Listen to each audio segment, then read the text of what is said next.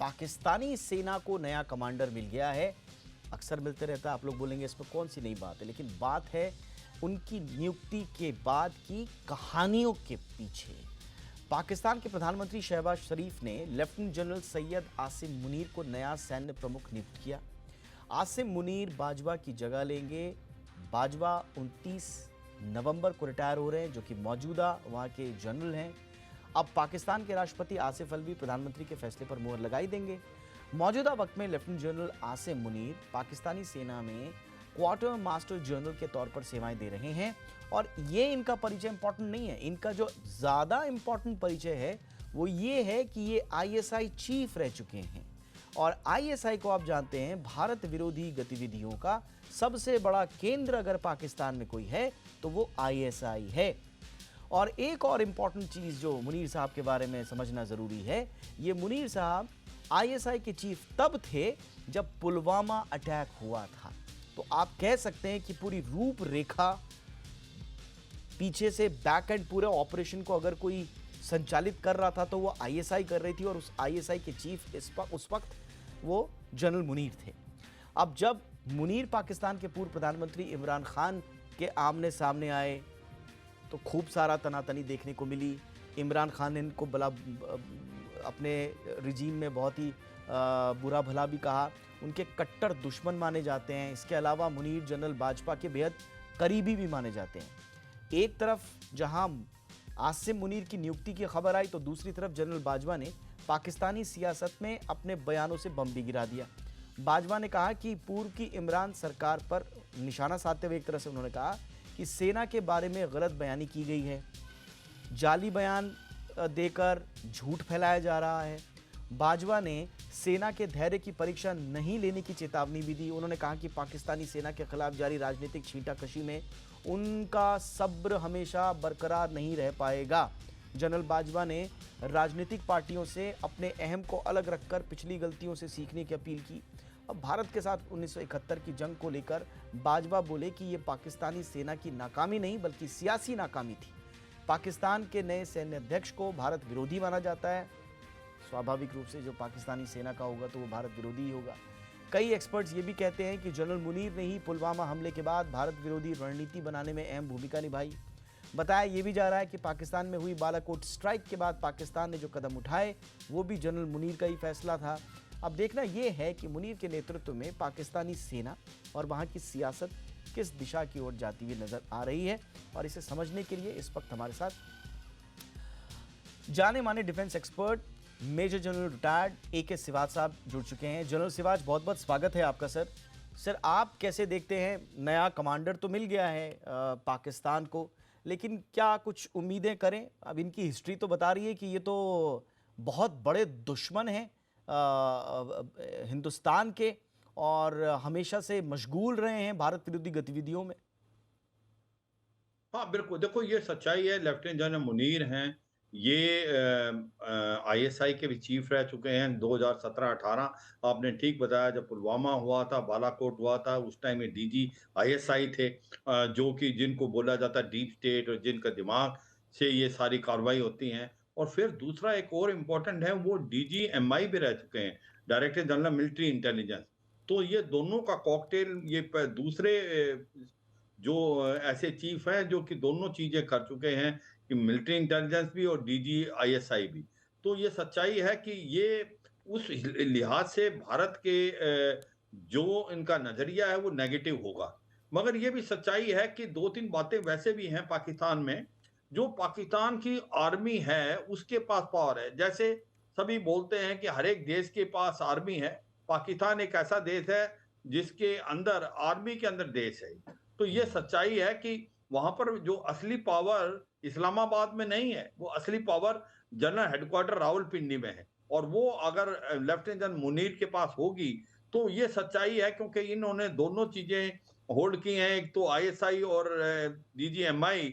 तो भारत की तरफ इनका रवैया सख्त होगा, और स्पेशली आतंकवाद को देख के, कि जिस प्रकार से पाकिस्तान की आईएसआई इन्वॉल्व है, जो आतंकवादियों को भेजने के लिए 10,000 के करीब आतंकवादी जो बैठे हुए हैं लॉन्च पैड में, ट्रेनिंग एरिया में, और जो कि अफगानिस्तान में लड़े थे अफगान फोर्सेस और अमेरिकन फोर्सेस से, और उनके पास F-16 और F-4 राइफलें भी हैं। तो ये सच्चाई है कि इसमें बढ़ावा आएगा, ये हमें ध्यान देना पड़ेगा। एंटी इंडिया सेंटीमेंट बढ़ेंगे।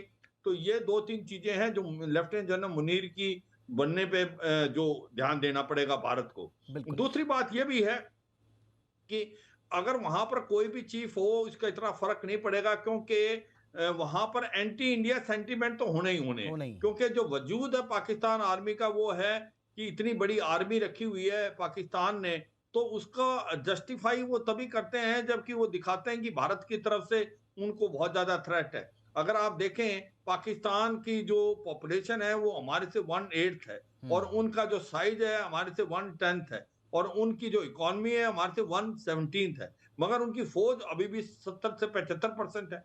तो एक छोटे देश के पास इतनी फौज, इसका मतलब ओवर मिलिटराइजेशन है, और वो जस्टिफाई करते हैं अपनी फौज दिखाने के लिए कि भाई एंटी इंडिया सेंटीमेंट है और भारत एक बहुत बड़ी थ्रेट है पाकिस्तान के लिए। बिल्कुल। तो इसलिए उनका वजूद ही है कि एंटी इंडिया सेंटीमेंट में। तो मुझे लगता वो है लेफ्टिनेंट स्वाभाविक है। जनरल मुनीर जब चीफ बिल्कुल, बन गए उनकी हैं, उनका जो तो पॉलिटिकल ये एस्टैब्लिशमेंट है और जो मिलिट्री एस्टैब्लिशमेंट है, उसका पूरा का पूरा अस्तित्व इस बात पर टिका हुआ है कि भाई इंडिया तो हमारे लिए थ्रेट है और इंडिया से लड़ने के लिए हमें ताकतवर होना है, हमें तो पैसा चाहिए, हमें पॉलिसी चाहिए और इस तरह से इसीलिए वो दुनिया भर में घूमते रहते हैं। बट एक जो बड़ी इंटरेस्टिंग चीज़ है पाकिस्तान के बारे में, दुनिया में जो भी देश खुद को लोकतांत्रिक देश कहते हैं, उनमें ऐसा अजूबा जो है आपने पाकिस्तान को ही देखा होगा कि वहाँ की जो पॉलिटिकल स्टैब्लिशमेंट है वो रैलियों में जो है वो आर्मी को गलियाती रहती है और आर्मी वाले जो है वो पॉलिटिकल स्टैब्लिशमेंट को गलियाते रहते हैं। सो कोई कोई सिंक नहीं है, एक दूसरे को कैसे हम ओवर पावर कर दें, बस यही रहता है। आज बाजवा साहब, जनरल सिवाज बाजवा साहब आज जो जाते जाते कह रहे हैं साहब कि आप हमारे धैर्य की परीक्षा मत लीजिए, ये पॉलिटिकल फेलियर थे जो भारत से हम हारे, हमें अब तमाचा पड़ा हमारे मुंह पर, ये आर्मी का फेलियर नहीं था। तो ये क्या दर्शाता है? क्या नया रिजीम आने के बावजूद वहाँ पर जो पॉलिटिक्स और आर्मी का जो गठजोड़ है वो तो सब जानते हैं, लेकिन उसमें भूमिका कोई कम होने वाली है नहीं, जो कि वक्त की शायद ज़रूरत थी कि आर्मी पीछे हटे, पॉलिटिकल जो लोकतांत्रिक रूप से चुने गए जो लोग हैं उनके हाथ में दो आप देश को। लेकिन नहीं, अभी भी वो टांग अपने ऊपर जाते जाते रख रहे हैं और अपना ही बंदा बिठा के जा रहे हैं। तो जो आने वाले समय में आपको लग रहा है कि भारत विरोधी सेंटिमेंट वो ज़्यादा आर्मी ओरिएंटेड ज़्यादा होंगे, आर्मी से निकले हुए ज़्यादा होंगे? देखो, सच्चाई ये है कि पाकिस्तान के अंदर जो 75 साल से ज़्यादा इंडिपेंडेंस को हो गए, उससे आधे से ज़्यादा टाइम पाकिस्तान की आर्मी ने रूल किया है।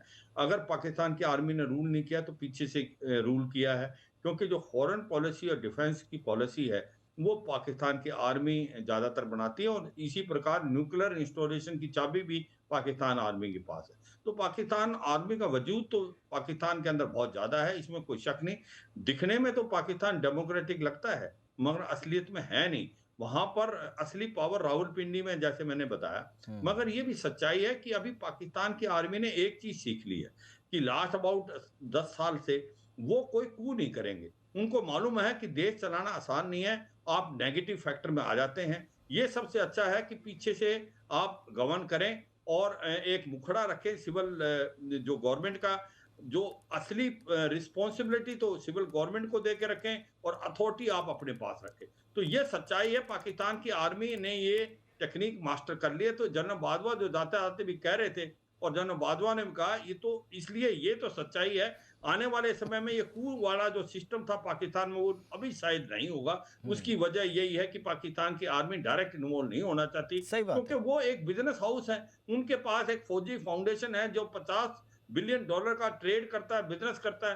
कोलगेट से लेके सीमेंट, रियल एस्टेट से लेके बैंक, सब चलाता है पाकिस्तान की आर्मी। तो ये सच्चाई है कि पाकिस्तान की जो आर्मी और क्या, है, सही बात वो है। अब डायरेक्ट कू नहीं करेगी, मगर एंटी इंडिया सेंटीमेंट मुझे लगता है बढ़ेंगे लेफ्टिनेंट जनरल आसिम मुनीर के आने पे।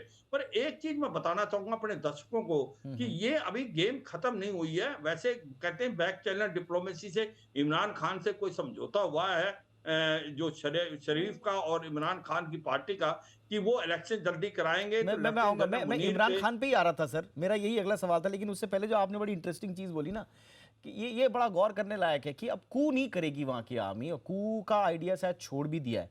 और उसके पीछे का एक बड़ा आपको मैं ठोस एग्जाम्पल बताता हूँ। देखो, कू करने की ज़रूरत क्या है?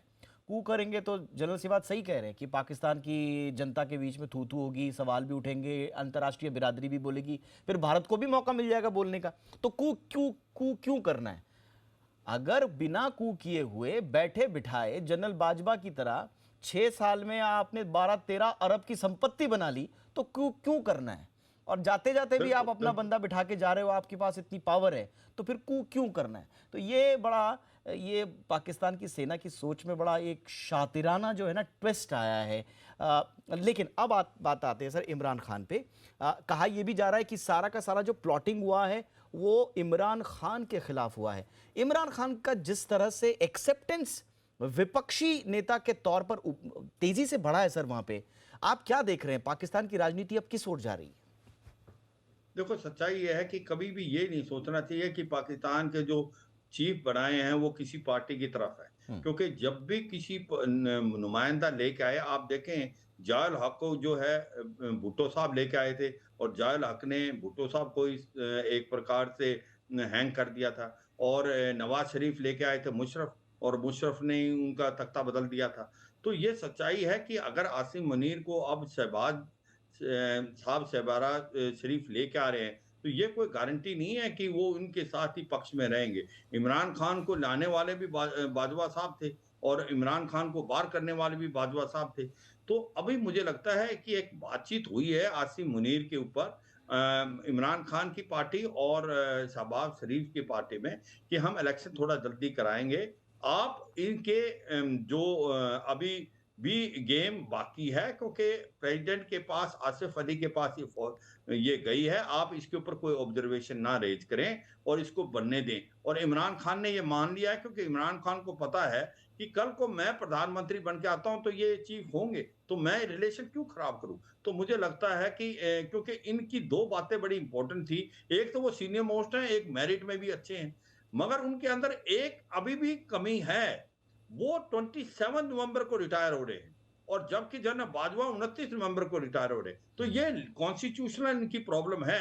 यूं तो इन्होंने इनको 4 स्टार जनरल बना दिया है लेफ्टिनेंट जनरल मिर्जा, जो कि जॉइंट चीफ ऑफ स्टाफ है, और ये जो कि चीफ ऑफ आर्मी स्टाफ नियुक्त किए। मगर ये कह रहे हैं कॉन्स्टिट्यूशनल वाले अभी तक उस पर मोहर नहीं लगाई है, क्योंकि अभी तक प्रेसिडेंट ने उसकी अप्रूवल नहीं दी है। तो टेक्निकली वो रिटायर हो सकते हैं 27 नवंबर को। तो ये भी एक बातचीत चल रही है। इसलिए बात ऐसी है कि इमरान खान और कहीं ना कहीं गवर्नमेंट के बीच में बातचीत हुई है, समझौता हुआ है, आप इलेक्शन जल्दी कराएं, हम इसके ऊपर कोई ऑब्जर्वेशन नहीं रेज करेंगे। और ये सच्चाई है, ऐसा होगा। जो जनरल बाजवा की 2-3 चीजें जो बता के गए हैं जो रिटायरमेंट होने से पहले 1971 के लड़ाई के बारे में, ये एक साफ सफेद झूठ है। ये झूठ ऐसा लगता है पाकिस्तान की फौज ने मास्टर कर रखा है। अपनी हिस्ट्री बुक्स में भी बार बार ये बताते हैं कि हम हर वार जीते हैं, जबकि सच्चाई है कि आज तक उन्होंने 5 लड़ाई भारत से लड़ी हैं और 500 में हार ली है। और ये 1971 की जो लड़ाई, इसमें जो 93,000 तो सर पूरी दुनिया जानती है इस बात को। वो जानती नहीं, बिल्कुल। वो तो सर अपना वो सफाई देते रहे। अब ठीक है, अपनी जनता को उनको दिखाना है कि भाई हम हैं तो आपकी रक्षा के लिए हैं। हालांकि वो वहाँ की पाकिस्तान की बेचारी जनता की रक्षा क्या कर रहे हैं, उनका तो वो भविष्य ख़राब कर रहे हैं, मुस्तकबिल ख़राब कर रहे हैं। वहाँ पर आप आपदा के पैसों को आप डकार जाते हो, दुनिया भर के करप्शन वहाँ पर है। तो ठीक है, उनके अपने दावे हैं सर, उनको छोड़ देते हैं उनके हाल पर। उस पर ज़्यादा बहस भी करेंगे तो हम ज़बरदस्ती फालतू में क्यों एंटरटेन करें। एनीवे, बहुत बहुत शुक्रिया, आपने वक्त निकाला हमारे दर्शकों के लिए और बहुत महत्वपूर्ण विश्लेषण दिया आपने। बिटवीन द लाइंस कुछ आपने बहुत इंपॉर्टेंट ऑब्जर्वेशंस दिए। Thank you so much Pakistan की राजनीति पर और सेना के जो डेवलपमेंट्स हुए उस पर अपना विश्लेषण देने के लिए। Thank you sir.